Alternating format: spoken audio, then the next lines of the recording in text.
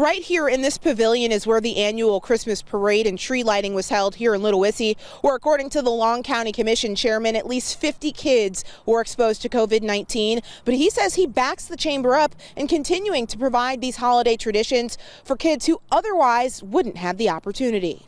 I think the risk is limited for second or third hand exposure, and they were both asymptomatic when they were there naturally.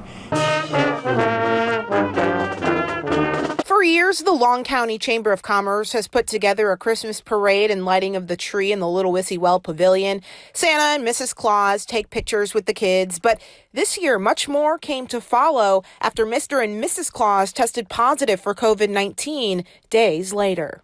There were several city and county officials present, including myself and my children were there, as well as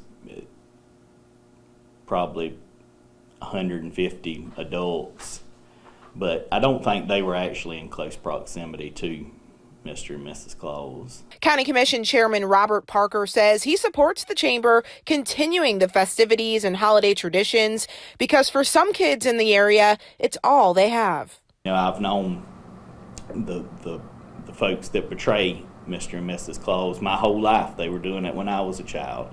And I could tell you that they would never intentionally, had they known they were sick, had they felt sick, they would have never intentionally put anybody in harm's way.